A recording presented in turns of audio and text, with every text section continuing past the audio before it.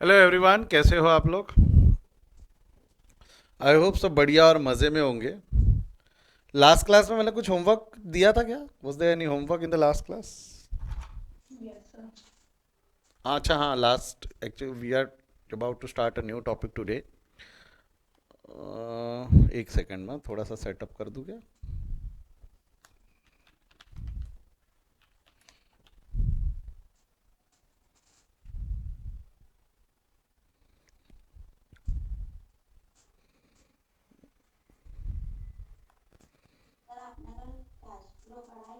नहीं, मैंने शुरू नहीं किया। कल मैं शुरू करने वाला था बट नंबर ऑफ स्टूडेंट्स कम होने की वजह से मैंने क्लास नहीं लिया। तो this is officially the first lecture of cash flow. This is officially the first lecture of cash flow. तो डोंट वरी, जो कल एब्सेंट थे आप लोगों ने बता दिया था कि you are going to college and everything. कुछ टीसी के काम से और कुछ का एक जन का लैपटॉप कंप्यूटर ख़राब हो गया था वगैरह बात हुई, तो मैंने कल छुट्टी दे दी थी। बट जो बच्चे प्रेजेंट थे उन लोगों को मैंने बोला था कि ये क्वेश्चन एक बार सॉल्व कर लेना। ये वाला क्वेश्चन जिसका कैश फ्लो से फिलहाल कोई लेना देना नहीं है, but how it will be related and how it will be linked to cash flow, ये सब आज हम डिस्कस करेंगे। आज हम इस पर सब चर्चा करेंगे। तो मैं चाहूँगा अभी आप लोग लिखेंगे कुछ नहीं, जो मैं बोल रहा हूँ सिर्फ उस पर ध्यान देंगे। जैसा कि मैं आपसे कह रहा था कि हम जो चैप्टर शुरू कर रहे हैं उसका नाम क्या बताया मैंने? Cash flow statement. क्या है चैप्टर का नाम, टॉपिक का नाम is cash flow statement. Let's start with very first question. If you are aware of, अगर आपके स्कूल कॉलेज में टॉपिक हो चुका है and you are aware of कि क्या होता होगा या ये होता होगा, you guys can try. What do mean by cash flow? What do mean by cash? एक अटेम्प्ट करके देखो कि कैश फ्लो के बारे में आप क्या जानते हो। Anyone wants to try? Cash flow का मतलब क्या होता होगा? अपना तरीका सिंपल है, पहले मैं आपसे सवाल पूछूंगा, आपको जवाब जो पता है वो बताना, फिर हम देखेंगे whether you are right wrong, क्या हो सकता था क्या नहीं होना चाहिए था वगैरह, उस पर हम चर्चा करेंगे। What do mean by cash flow?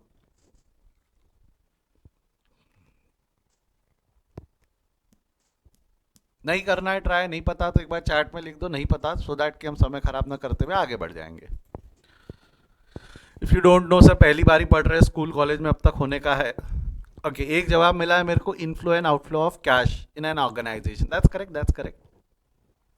देखो बात समझो, सिंपल वर्ड्स में अगर हम बात करें तो इसमें वर्डिंग्स क्या वापरी हुई है? Cash flow. फ्लो का मतलब हिंदी अनुवाद करूं तो बहाव होता है ना। फ्लो का मतलब अगर हम सिंपल हिंदी में ट्रांसलेट करें तो don't you think that means a flow, बहाव? यस और नो? तो this is also a cash flow statement, जिसके अंदर में हमको कैश का बहाव पता चलेगा। बहाव पता चलेगा मतलब बेटा ये नदी थोड़ी एक ही तरफ बहेंगी। कैश ऑर्गेनाइजेशन में सिर्फ जाता है कि आता भी है और जाता भी है? जवाब दो। ऑर्गेनाइजेशन में अगर हम फ्लो की बात करें, सिर्फ फ्लो की बात करें, तो don't you think it will be a two sided flow? But there will be an inflow and there will be an outflow. तो जितना भी कैश का इनफ्लो एंड आउटफ्लो है कोई भी ऑर्गेनाइजेशन का, जितना भी ऑर्गेनाइजेशन का इनफ्लो एंड आउटफ्लो है, अगर आप ये एक स्टेटमेंट पे लिख दे, आप ये एक स्टेटमेंट में लिख दे, तो उस स्टेटमेंट को हम क्या बोलेंगे? Cash flow statement. उस स्टेटमेंट को हम क्या बोलेंगे? कैश फ्लो स्टेटमेंट, बराबर है। तो cash flow statement is inflow and outflow of cash. Cash flow statement is an inflow and outflow of cash. But मेरा एक सवाल है, आपको नहीं लगता कैश के इनफ्लो एंड आउटफ्लो के लिए हमने एक स्टेटमेंट ऑलरेडी बना रखा है? टू नो ऑर्गेनाइजेशन का इनफ्लो एंड आउटफ्लो हमने एक स्टेटमेंट ऑलरेडी बना रखा है। कोई बता सकता है कौन सा स्टेटमेंट हम ऑलरेडी बना रखे हैं? कौन सा स्टेटमेंट हम ऑलरेडी बना रखे हैं, बता सकता है कोई? No. Profit and loss will going to state you the inflow and outflow of cash, कि उसमें नॉन कैश एक्टिविटी भी होती है। प्रॉफिट एंड लॉस में डिप्रिसिएशन भी होता है, प्रॉफिट एंड लॉस में कुछ आउटस्टैंडिंग सैलरी भी होती है, प्रॉफिट एंड लॉस में डिस्काउंट भी होता है, डिस्काउंट नॉन कैश है। वो वहां पे वो सारे खर्चे, लॉस बाय फायर होता है, loss on sale of asset होता है, तो ये सारे कैश एक्टिविटी नहीं है, दीज आर नॉन कैश। तो प्रॉफिट एंड लॉस जरूरी नहीं है कि it will going to state only cash activity. मैं बोल रहा हूँ कैश इनफ्लो एंड आउटफ्लो के बारे में जो हमको इन्फॉर्मेशन हम ऑलरेडी बना चुके हैं या हम ऑलरेडी बना रखे हैं, आपको नहीं लगता that is your cash book? दो स्टूडेंट ने जवाब दे दिए थे, गुड प्रियांशु, गुड सुचित। बट आपको नहीं लगता दैट इज कैश बुक? हम कैश बुक ऑलरेडी बना चुके हैं। बचपन अगर आपको याद होगा तो कैश बुक को कितने साइड होते थे? जवाब दो। कैश बुक को कितने साइड होते थे? दो। ये वाले साइड को हम रिसिप्ट साइड बोलते थे, ये वाले साइड को हम पेमेंट साइड बोलते थे। अगर मैं रिसिप्ट का हिंदी अनुवाद करूं तो उसको हम इनफ्लो बोल सकते हैं, पेमेंट का हिंदी अनुवाद, हिंदी मतलब सिंपल वर्ड्स में उसको हम आउटफ्लो बोल सकते हैं, बोलो हाँ या ना। This is inflow, this is outflow. पैसा आया मतलब ऑर्गेनाइजेशन में इनफ्लो है, पेमेंट मतलब गया मतलब आउटफ्लो है। तो if I am already preparing a cash book, if I am already preparing a cash book, why it is necessarily required to prepare a cash flow statement? अगर हमने cash book पहले से बना रखा है तो हमको अलग से कैश फ्लो स्टेटमेंट बनाने की जरूरत क्या आंत पड़ी? पहला सवाल तो ये। सवाल समझा के क्या बोला मैंने? if you are already preparing cash book which going to state you inflow and outflow of organization, then why we are preparing a cash flow statement? Can anyone help me with that? Can anyone help me with that?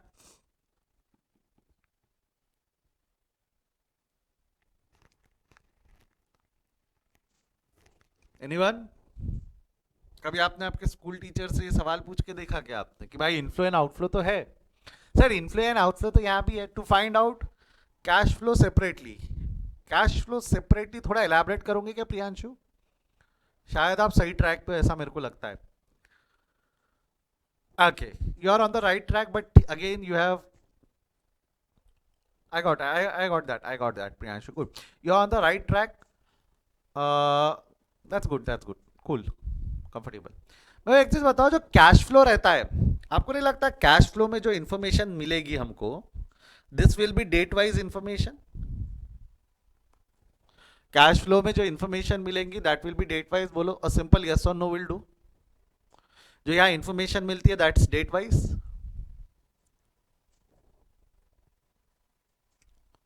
अरे इस तारीख को इतना हुआ, इस तारीख को इतना हुआ, इस तारीख को इतना हुआ, तो आपको नहीं लगता क्या, इस चीज की वजह से, इस चीज की वजह से, ये वाले पॉइंट ऑफ व्यू की वजह से, ये वाले मुद्दे की वजह से यहाँ पे जो इन्फॉर्मेशन है बहुत डिटेल में रहेंगी। अगर मैं बात करूँ, एक मिनट सुन लो, मैंने ये एनपीओ के वक्त भी डिस्कस किया, मैं दोबारा डिस्कस कर रहा हूँ।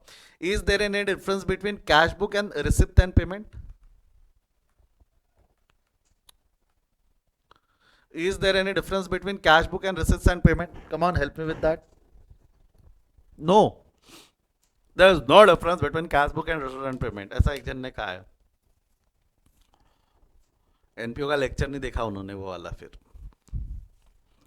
एक लास्ट लेक्चर मैंने एनपीओ का शायद आपके साथ में शेयर किया है, जो आप लोगों ने नहीं देखा होगा। अगर देखा रहता तो नो तो नहीं बोले रहते। Is there any difference between cash book and receipts and payment? मैं बताता हूँ, ध्यान दो। ये इनफ्लो आउटफ्लो अभी मिटा रहा हूँ, बाद में लिख देंगे, ठीक है? यहाँ लिख देते ना रादर। इसका मतलब होता है इनफ्लो, इसका मतलब होता है outflow.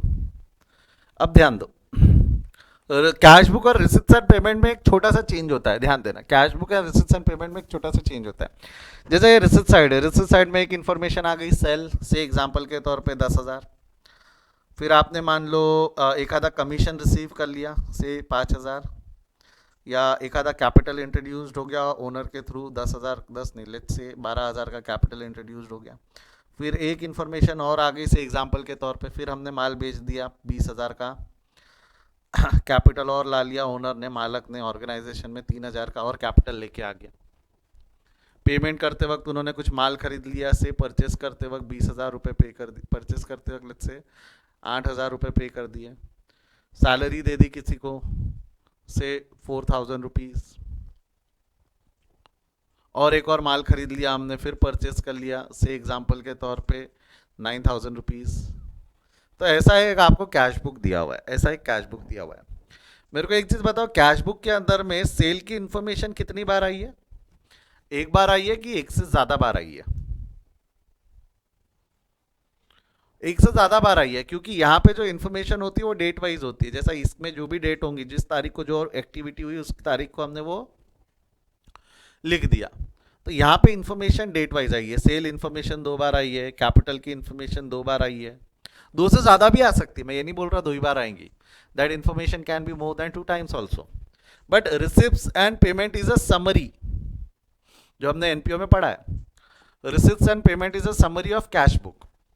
Receipt and payment account will be a summary of cash book, जहाँ पे डेट का कॉलम कायदे से नहीं होता है। वो क्या करता है, जो साल में सिमिलर एक्टिविटीज है उसको साथ में लिख देता है। साल भर में जो सिमिलर एक्टिविटीज है, जैसे अगर हम सेल देखें तो सेल 10,000 है, सेल 20,000 है, तो वो यहाँ क्या करेगा, सेल एक बार लिख देगा 30,000 रुपये,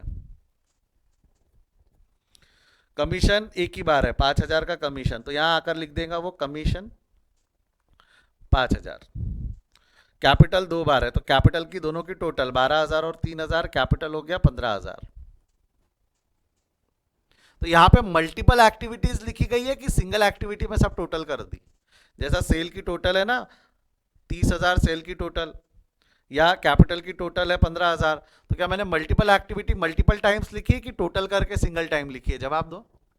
are we writing multiple activity और single time single activity and total of all the activities? जैसा यहाँ अगर हम देखें तो क्रेडिट साइड में परचेज, परचेज कितना, ये 8 और 9, तो क्रेडिट साइड का परचेज हम 17,000 एक साथ लिख देंगे।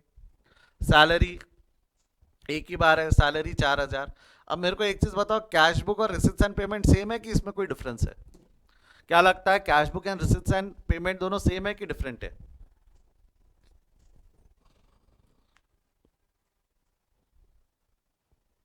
फर्क है ना, दे आर नॉट सेम। और ये मैंने एनपीओ में पढ़ा है। ईमानदारी से बताओ, एनपीओ का जो लास्ट लेक्चर मैंने रिकॉर्डेड शेयर किया था, कितने लोगों ने देखा है? ये मैं पढ़ा चुका हूँ वहां पे, ये कंसेप्ट मैं वहां पढ़ा चुका हूँ ईमानदारी से। एक रिकॉर्डेड लेक्चर भेजा था मैंने, नहीं देखा?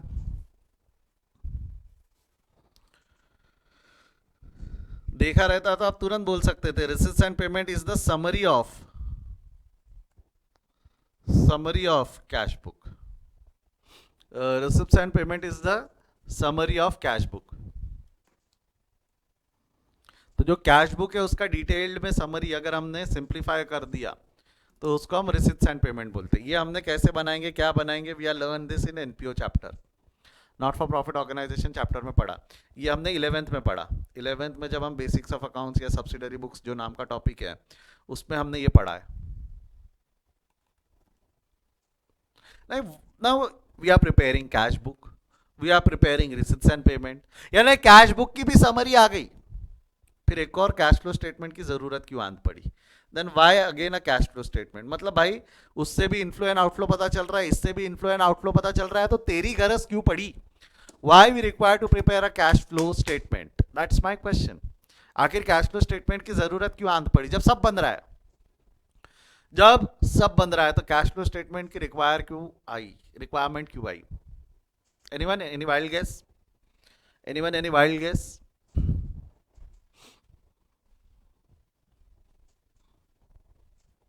नो, मैं बताऊं?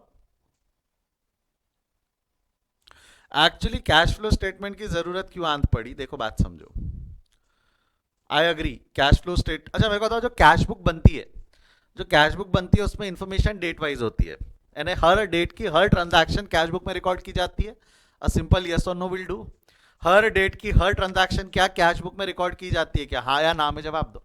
हर डेट की हर इंफॉर्मेशन क्या कैश बुक में रिकॉर्ड की जाती है? तो अगर मैंने आज दिन में, एक दिन में अगर मैं 10 ट्रांजैक्शन करता हूँ, लेट इट बी एनीथिंग, अगर एक दिन में मैं 10 के कैश ट्रांजैक्शन करता हूँ, it can be purchase, it can be sale, it can be salary paid, commission, फलाना ढिलकाना, जो भी कैश ट्रांजैक्शन है, अगर मैं एक दिन में 10 ट्रांजैक्शन करता हूँ, तो आपको नहीं लगता साल भर के कुछ अराउंड 3,650 ट्रांजैक्शन हो जाएंगे? साल भर के 3,650 ट्रांजैक्शन 3,500 ट्रांजैक्शन के आसपास जाएंगे। और 3,500 ट्रांजैक्शन को अगर मैं एक बुक में लिखूं, तो आपको नहीं लगता बुक बुक नहीं पोथा बन जाएंगी? तो बुक छोटा बुक रहने वाला है कि अच्छा बड़ा बुक बन जाएगा? एक एक पेज पे अगर हम 20 ट्रांजैक्शन भी लेते हैं, एक पेज पे अगर हम 20 ट्रांजैक्शन भी लेते हैं, तो अराउंड समवेयर अराउंड 1700-1800 पेजेस लगेंगे, नहीं थोड़ा कम लगेंगे, जो भी है। तो आपको नहीं लगता वो अच्छा बड़ा बुक बन जाएगा? क्या वो उस बुक को पढ़ के मैं डिसीजन ले पाऊंगा क्या? क्या वो बुक को पढ़ के हम डिसीजन ले पाएंगे क्या? Will it be possible for us to take decision? इतने सारे पेजेस पलटा कर डिसीजन लेना है तो एक पेज पे इंफॉर्मेशन चाहिए, डिसीजन लेना है तो एक पेज पे इंफॉर्मेशन चाहिए। फिर आप बोलोगे हाँ सर थोड़ा कैश बुक बड़ा तो बनेगा। फिर आपने रिसिप्ट्स एंड पेमेंट की कोशिश की, receipts and payment is the summary of cash book, but आपको नहीं लगता रिसिप्ट्स एंड पेमेंट समरी है, नंबर ऑफ पेजेस कम हो जाएंगे क्योंकि रिपीटेड ट्रांजैक्शंस यहां से हट जाएंगे, रिपीटेड ट्रांजैक्शंस यहां से हट जाएंगे, हो सकता है 2 पेज 3 पेज 4 पेज तक के बन जाए। बट अगेन यहां से डिसीजन लेना थोड़ा सा डिफिकल्ट होता है, रिसिप्ट्स एंड पेमेंट से डिसीजन लेना थोड़ा सा डिफिकल्ट होता है। क्यों? क्योंकि यहां ये समझ में नहीं आता कि जो इनफ्लो एंड आउटफ्लो हुआ है वो कौन सी एक्टिविटी की वजह से हुआ है। जैसा सेल की अगर हम बात करें तो it's an operating activity, commission की बात करें ऑपरेटिंग एक्टिविटी है, कैपिटल की बात करें तो this is investing activity, purchases की बात करें तो ऑपरेटिंग एक्टिविटी है, सैलरी की बात करें तो ऑपरेटिंग एक्टिविटी है। Actually activities are divided into 3 categories, activities are divided into 3 categories. एक मिनट मैं लिखता हूं। Cash flow statement is an inflow and outflow of different type of activity. It is divided into 3 category. Inflow and outflow of cash is divided into 3 category. कौन सी 3 category होती है? एक होती है आपकी ऑपरेटिंग, एक होती है आपकी इन्वेस्टिंग और एक होती है आपकी financing. When you divide your cash flow into 3 different categories, inflow अलग, outflow अलग, इन ऑपरेटिंग, इन्वेस्टिंग एंड फाइनेंसिंग, ऐसे 3 कैटेगरी में अगर आप डिवाइड करते हो तो that statement is called as a cash flow statement. That statement is called as a cash flow statement. उस स्टेटमेंट को हम कौन सा स्टेटमेंट बोलेंगे? Cash flow statement. Let's take this example. जैसा ये रिसिप्ट्स एंड पेमेंट अकाउंट है, हमने समरी निकाल ली ना, कैश बुक की हमने समरी निकाल ली, कैश बुक की हमने क्या निकाल ली? समरी। अब ये कैश बुक की समरी के मदद से, ये कैश बुक की समरी के मदद से अगर आप स्टेटमेंट बनाए, कैश बुक के समरी की मदद से अगर हम स्टेटमेंट बनाए, मतलब कैसा? ये हो गया आपका कैश फ्लो स्टेटमेंट। कितने पार्ट में डिवाइड करेंगे हम? कैश फ्लो स्टेटमेंट कितने पार्ट्स में डिवाइड होने वाला है? जवाब दो। We are going to divide this into 3 part. We are going to divide this into 3 part. क्या क्या हो गया? पहला हो जाएगा आपका ऑपरेटिंग, दूसरा हो गया आपका इन्वेस्टिंग, और तीसरा हो गया आपका फाइनेंसिंग। अगर हमने इसको 3 कैटेगरी में डिवाइड कर दिया, ऑपरेटिंग, इन्वेस्टिंग एंड फाइनेंसिंग, तो इसको क्या बोलेंगे हम? Cash flow statement. अब जरा ध्यान देना, cash flow statement will have a single column. Cash flow statement will always have a single column which will have a debit balance. जैसा अगर हम देखें तो ये वाले साइड को डेबिट बैलेंस है, ये वाले साइड को क्रेडिट बैलेंस है। Same goes for cash book, ये वाले साइड को डेबिट बैलेंस है, ये वाले साइड को क्रेडिट बैलेंस है। Cash flow statement will always have a single column and that will have a debit balance. Double column हो सकता है, internal outernal, internal column, external column, inter column, external column, inner and outer column आप बना सकते हो, but it will have a debit balance. It will have a debit balance. मैं एक सवाल पूछ रहा हूँ, सोच समझ के जवाब देना। डेबिट कॉलम में अगर हमको क्रेडिट इफेक्ट देना है तो क्या करोगे? डेबिट कॉलम में क्रेडिट इफेक्ट देना है तो क्या करोगे? जवाब दो, ऐड या लेस। डेबिट कॉलम में क्रेडिट इफेक्ट देना है तो क्या करोगे? ऐड या less? Simple answer is less, simple answer is less, है ना? तो वही है। तो अगर हमको इस कॉलम में डेबिट लिखना है तो we are going to add, इस कॉलम में अगर हमको क्रेडिट लिखना है तो we are going to less. आपको नहीं लगता इससे एक फॉर्मूला बन गया? इससे एक फॉर्मूला बन गया, inflow minus outflow. Inflow debit है तो ऐड हो रहे, एंड डेबिट्स आर इनफ्लो, ये हम पहले ही डिसाइड कर चुके हैं। Debits are inflow and credit are outflow. So we are going to make a formula. We are going to come up with a formula to be used in cash flow statement. That is inflow minus outflow. You are going to get the cash available with you. जितना पैसा आया उसमें से जितना पैसा गया वो निकाल लो तो आपको क्लोजिंग बैलेंस ऑफ कैश पता चल जाएगा ना।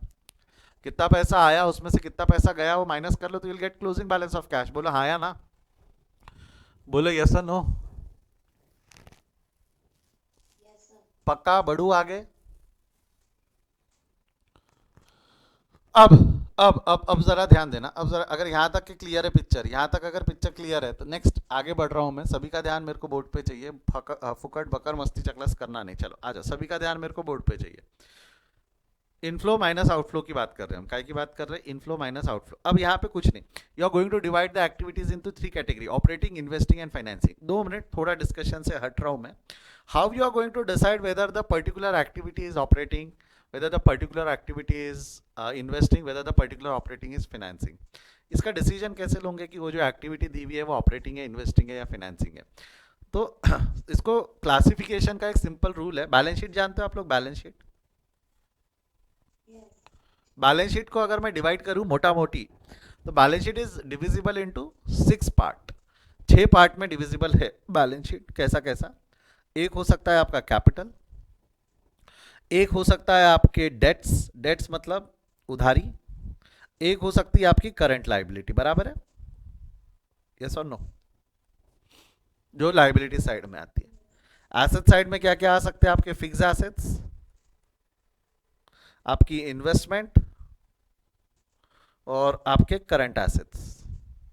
तो मोटा मोटी बैलेंस शीट को हमने कितने पार्ट्स में डिवाइड कर दिया? 6 पार्ट में। कितने पार्ट्स में डिवाइड कर दिया बैलेंस शीट को? 6 पार्ट में। अब सर कैसे पता चलेगा कौन सी एक्टिविटी क्या है? If any activity is related to this, capital और डेथ से रिलेटेड है, if any activity is related to this two items, कौन से दो आइटम बोल रहा हूं मैं? कैपिटल और डेट। डेट मतलब उधारी, loans, long term loans, bank overdraft, everything. तो any item is related to debt, तो ये एक्टिविटी को कौन सी एक्टिविटी बोला जाता है? Financing. Don't you think you get your finance out of this? Capital introduced, interest on loan, repayment of loan, ये सारी एक्टिविटी है जो इसमें आउटफ्लो ऑफ कैश हुआ ना। रीपेमेंट ऑफ लोन में आउटफ्लो ऑफ कैश है, इंटरेस्ट ऑन लोन के अंदर में आउटफ्लो ऑफ कैश है, कैपिटल इंट्रोड्यूस्ड में इनफ्लो ऑफ कैश है, विड्रॉन में, ड्राइंग्स में इनफ्लो आउटफ्लो ऑफ कैश है। तो if any activity is there जिससे inflow and outflow of cash है, because of operation, because of पैसा, finance, arrangement of funds, capital और डेथ, कैपिटल और डेथ, तो ये एक्टिविटी कौन सी एक्टिविटी होगी? आपकी फाइनेंसिंग। उसके अलावा जो पैसा आप रेज करते हो, आपको नहीं लगता पैसा आपने इन्वेस्ट यहां किया हुआ है? Either you have made investment in investments, या आपने फिक्स एसेट्स खरीद के ऑर्गेनाइजेशन का इन्वेस्टमेंट पैसा वहां इन्वेस्ट किया है, so that now you will be able to enjoy that funds to be utilised in future. जो भी पर्टिकुलर एसेट, फिक्स एसेट आपने खरीद के रखा है उससे कमा सके। तो these are your investing activity. Sale of asset, sale of asset, purchase of asset, sale of investment, purchase of investment, कोई income received, interest received, dividend received on investment, ये एक्टिविटी कौन सी एक्टिविटी हो गई? ये एक्टिविटी कौन सी activity हो गई? आपकी इन्वेस्टिंग एक्टिविटी। इन्वेस्टमेंट से या फिक्स एसेट से रिलेटेड जो भी एक्टिविटी है, तो वह एक्टिविटी कौन सी एक्टिविटी होगी? आपकी इन्वेस्टिंग एक्टिविटी। कौन सी एक्टिविटी हो गई? Investing. Now any activity related to this two items, any activity related, अच्छा एक मिनट बताओ, current assets and current liabilities together they can call together they can be called as, ratios chapter हो चुका है तो मैं एक्सपेक्ट कर रहा हूँ answer. Current assets and current liabilities together they can be called as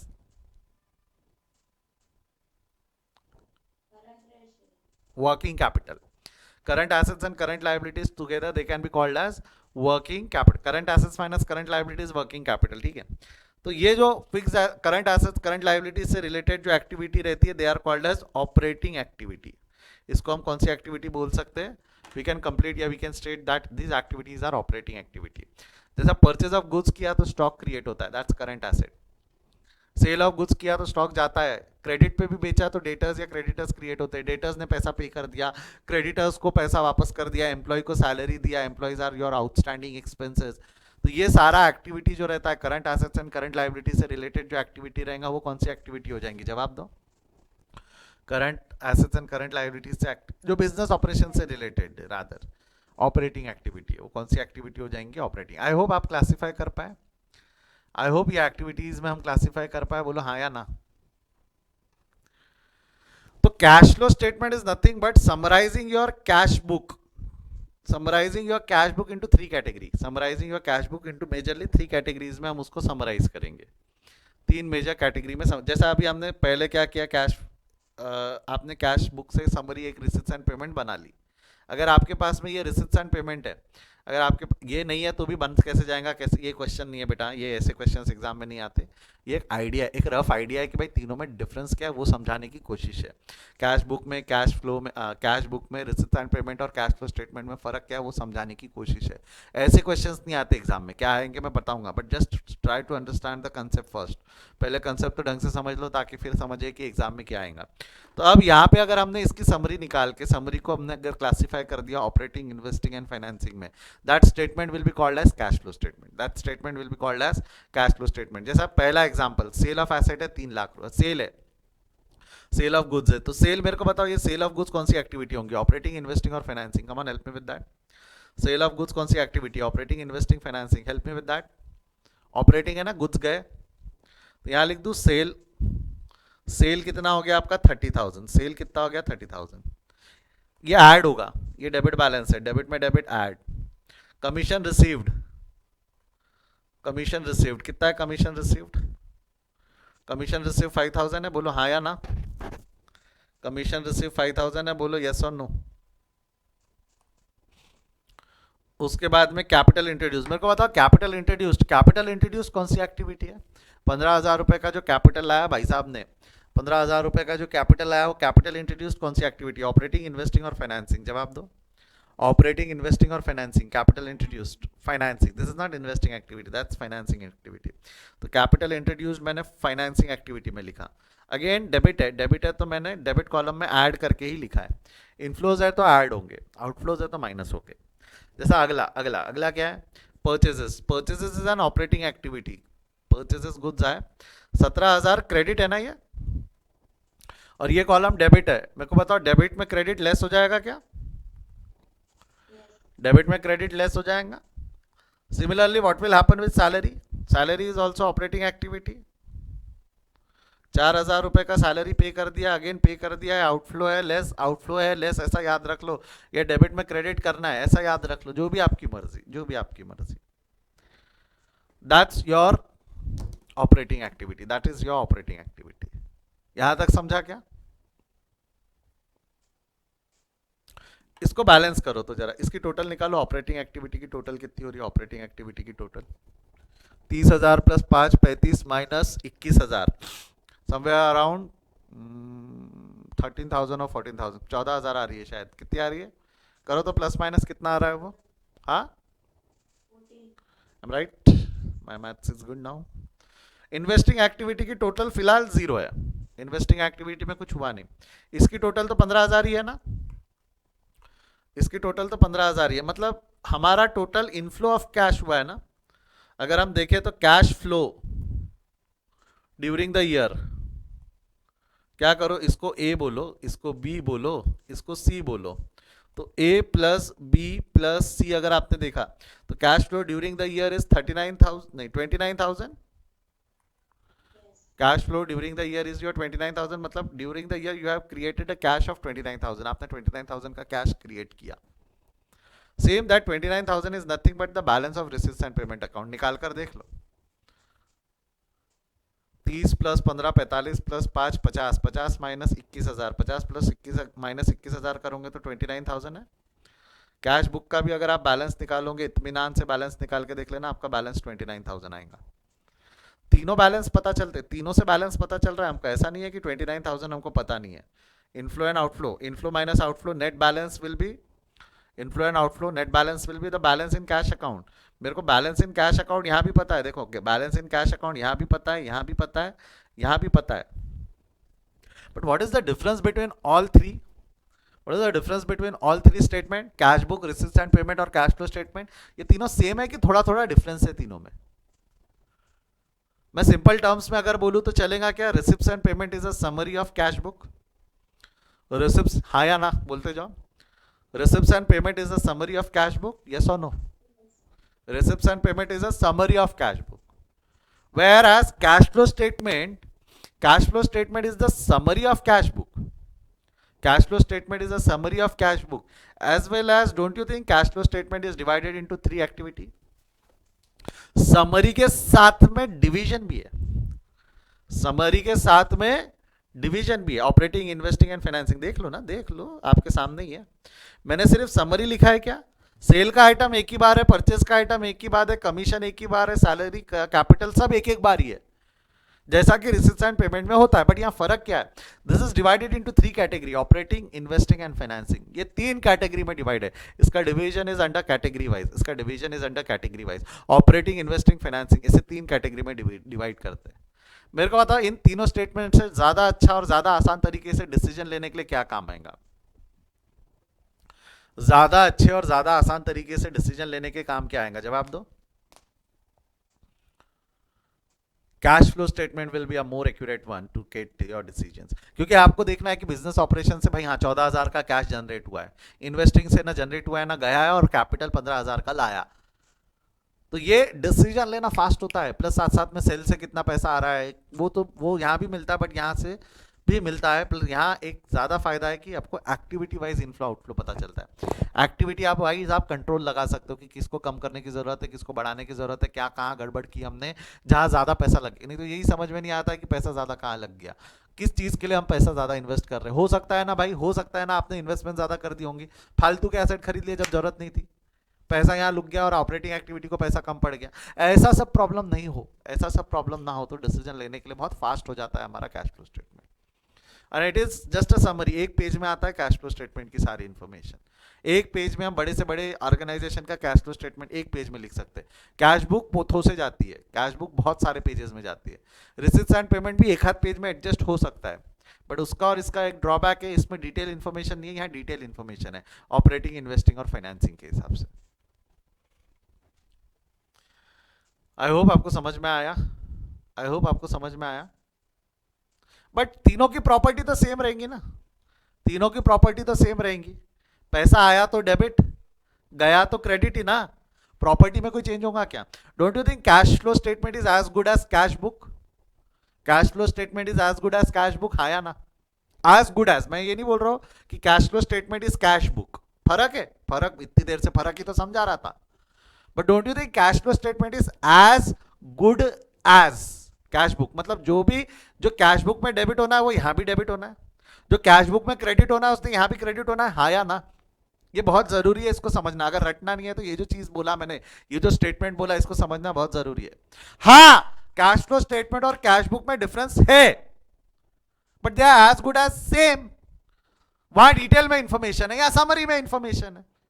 तो जो चीजें वहां डेबिट होगी वो यहां भी डेबिट होगी, जो चीजें वहां क्रेडिट होगी वो यहां भी क्रेडिट होंगी। It is as good as cash book only, it is as good as cash book only. तो जितनी चीजें आप कैश बुक में डेबिट करते हो वो यहां भी डेबिट करना है, जितनी चीजें आप कैश बुक में क्रेडिट करते हो वो यहां भी क्रेडिट करना है। फर्क इतना है कि ये डेबिट कॉलम है, डेबिट में डेबिट ऐड होगा और क्रेडिट में क्रेडिट लेस होगा, जिससे फॉर्मूला भी बनाया हमने, inflow minus outflow, inflow minus outflow. बेटा समझा क्या ये? समझा क्या ये? बोलो हाँ या ना।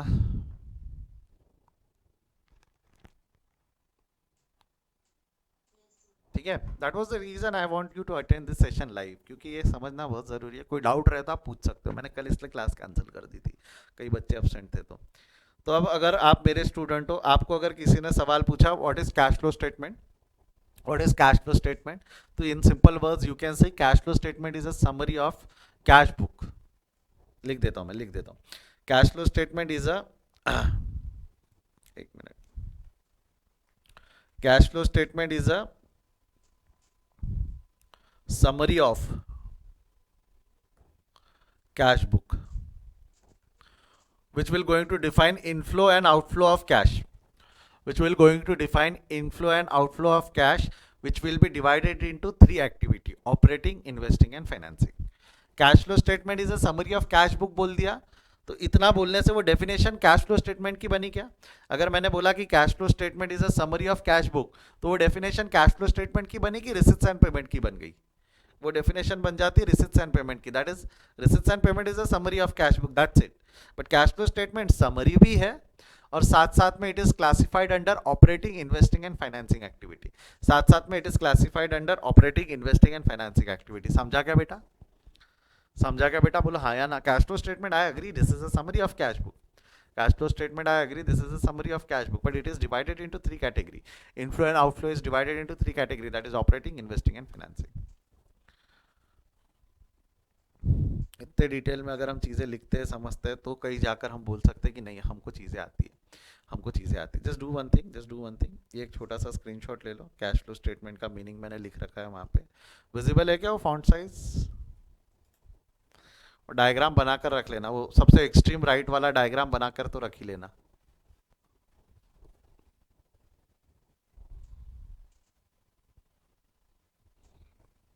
बना लिया क्या? ले लिया क्या screenshot?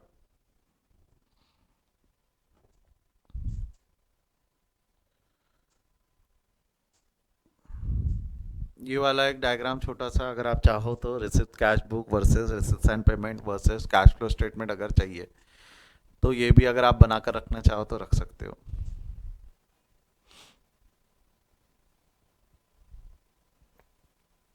Are we guys clear with this? Are we guys clear with this? यहां तक के क्लियर है सभी को? बढ़ू आगे, बढ़ू आगे। एक छोटा सा वार्म अप क्वेश्चन है, आपको इनिशियली लगेगा कि सर ये क्यों सॉल्व कर रहे हैं, इसकी क्या ही ज़रूरत, इसकी ज़रूरत नहीं है, हम नहीं भी बनाए तो भी क्या फ़र्क पड़ जाएगा, नहीं ऐसा नहीं, ऐसा नहीं। एक सिर्फ आपको एक ओवरव्यू रोड मैप देने के लिए कि भाई क्वेश्चंस कैसे बनते हैं, कैसे पूछे जा सकते हैं, आपने कैसा हैंडल करना वगैरह, उसका एक ओवरव्यू, एक ओवर मैप देने के लिए मैंने एक क्वेश्चन रख रखा है जहाँ लिखा हुआ क्या है, with the help of following information you are required to prepare subsidiary book, ledger and final account. आपको सब्सिडरी बुक बनाना है, उसके बाद लेजर बनाना है, उसके बाद फाइनल अकाउंट बनाना है। तो आई होप ये ट्रांजैक्शन से हम बना चुके हैं बचपन में, कभी तो भी एनपीओ के चैप्टर में भी बनाया था, नहीं कुछ तो 11th में हम बनाए थे, जहाँ आपको ट्रांजैक्शन से सब्सिडरी बुक यानी कैश बुक बनानी है, जर्नल बनानी है। अगर आप पढ़ोगे तो यहाँ परचेज बुक सेल बुक की ज़रूरत नहीं है, पढ़ के देख लो। क्या परचेज बुक सेल बुक में क्रेडिट ट्रांजैक्शन जाते हैं, यहाँ कोई भी क्रेडिट ट्रांजैक्शन नहीं है, either it is cash transaction or transactions related to journal. You are going to prepare a cash book and journal, you are going to prepare a cash book and journal, उसकी मदद से laser, और laser की मदद से final account. Ledger की trial balance नहीं बनाना, you don't have to prepare a trial balance, we are going to prepare directly final account with the help of ledger. मैंने कल क्लास नहीं लिया था बट कुछ स्टूडेंट्स को ये बता दिया था कि आप लोगों को बना के लाना है, ये कई स्टूडेंट्स को मैंने बोल दिया था कि आपको ये बना कर लाना है। जिन्होंने नहीं बनाया मैं आज और मौका दे रहा हूँ, because to solve this question it takes 45 minutes. After that एक 15 मिनट का डिस्कशन भी करना होता है मेरे को कि ये मैंने क्यों बनाने लगाया, ये मैंने क्यों बनाने लगाया। तो उसके लिए मैं चाहूँगा कि आज मैं वापस आपको एज एन होमवर्क असाइनमेंट दूँ कि आप एक बार, जिन्होंने बना लिया अच्छी बात है, जिन्होंने नहीं बनाया वो आज इसको वापस घर पर बनाएंगे, वापस इन्हें आज बनाना है, सो दैट कि कल हम इसके ऊपर में डिस्कशन कर सके और जाने कि हमारे एग्जाम में कैसे क्वेश्चंस पूछे जा सकते हैं। क्लियर है बेटा यहाँ तक? क्लियर है बोलो यहाँ तक, हाँ या ना? तो कल मैं आपको बताऊंगा एग्जाम में as well as practical life में स्टेटमेंट कैसे बनाए जाते हैं। तो will stop for the day, will stop for the day, आज यहीं रुकते हैं, इसके आगे हम कल कंटिन्यू करेंगे। Bye bye, see you, take care. कोई डाउट है तो पूछो।